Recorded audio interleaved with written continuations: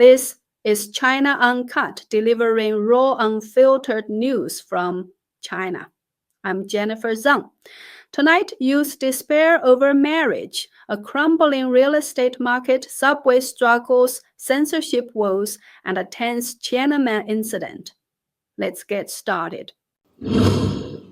Over half of Chinese university students see marriage and parenthood as unimportant, driven by rising living costs and economic uncertainty.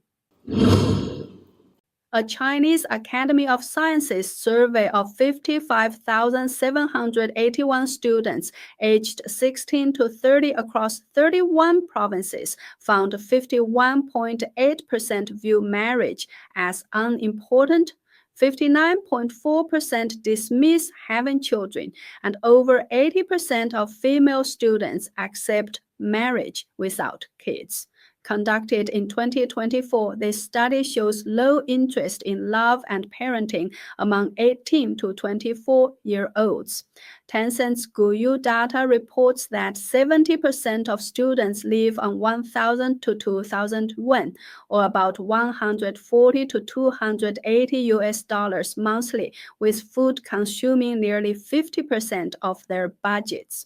Rising costs for utilities, transport, and communication add pressure.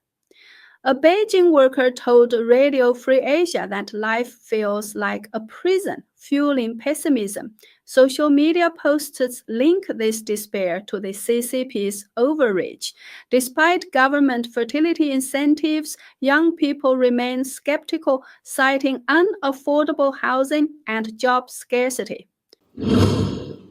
China's real estate market remains in decline, with existing home prices dropping for 37 consecutive months in May 2025, while new home prices show modest gains. China Index Academy data shows existing home prices in 100 Chinese cities fell 0.71% month-on-month to 13,794 yuan per square meter in May 2025, down 7.24% year-on-year, with declines steepening across all city tiers. Meanwhile, new home prices rose 0.3% to 16,815 yuan per square meter, driven by premium projects in cities like Shanghai, up 1.47%.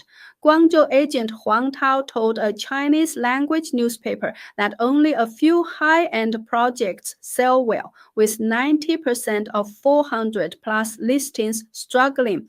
Oversupply and low demand force owners to cut prices, pushing Guangzhou's market back to 2017 levels. Economic uncertainty, job losses, and policy limits like reduced interest rates hinder recovery. Posts on social media suggest public frustration with fears of CCP tactics like housing vouchers to prop up developers.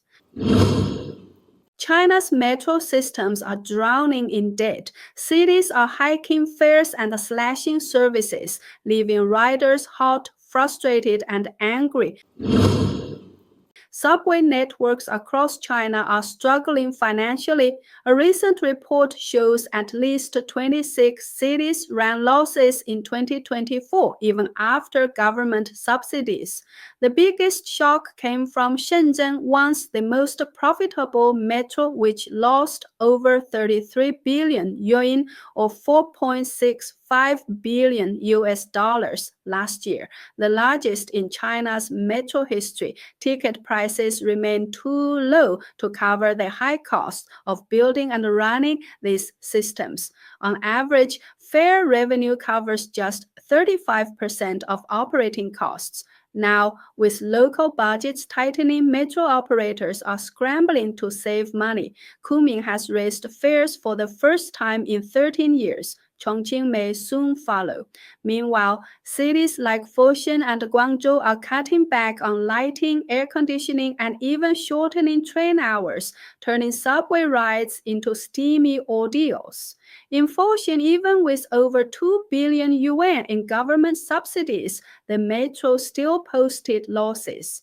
Ridership is weak, and energy-saving measures are in full swing.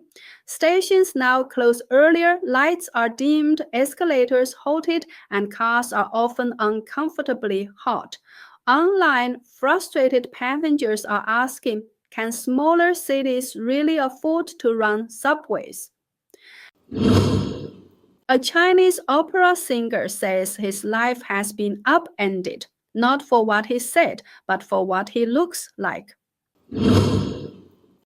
Baritone Liu Keqing has a unique problem. He says his resemblance to the CCP leader Xi Jinping has led to repeated bans and warnings on social media, severely hurting his income. On May 22nd, Liu shared a post titled "The Trouble with My Face," revealing that for 5 years he's been forced to constantly change his profile photo on Douyin, China's TikTok, because the platform keeps flagging his face as a violation. His latest punishment, 30 days of not being allowed to show his face at all. Despite uploading plain casual selfies, Liu says the algorithm or human censors keep removing them, fearing impersonation of a top leader. He joked bitterly, "What kind of photo won't get me banned?" Liu, a father of 4, hoped to make money by live streaming music lessons, but with his face repeatedly blocked and live access revoked, that plan collapsed. "Classical singing already doesn't pay much," he wrote, "and now I can't even show my face. What am I supposed to do?" This isn't the first time Liu has faced issues. Back in 2020, he had to submit ID documents to prove he wasn't impersonating Xi after being reported. In 2019, a teaching video that went viral was suddenly taken down, again because of too many comments about his resemblance to the CCP leader. Liu's story has reignited debate online. Some netizens mocked the situation, saying, "It used to be taboo to speak the emperor's name. Now even looking like him is dangerous."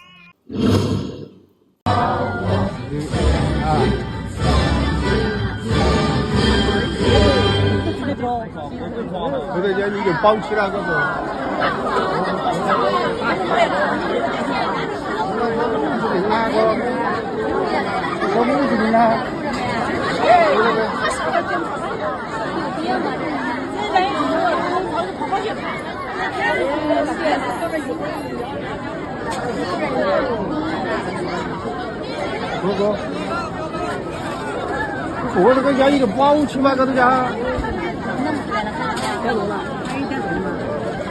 这还一定保期嘞！不要拍了，不要！没错措施，怎么搞的？翻译字幕搞的啊？翻译字幕。哦，我看不出来。妈呀！等过年。他刚才从这个位置一下滚下来了。那一个。这个么叫什么？致命。上来了。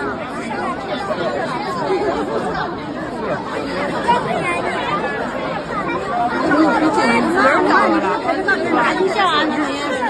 你给小宝拍个视频。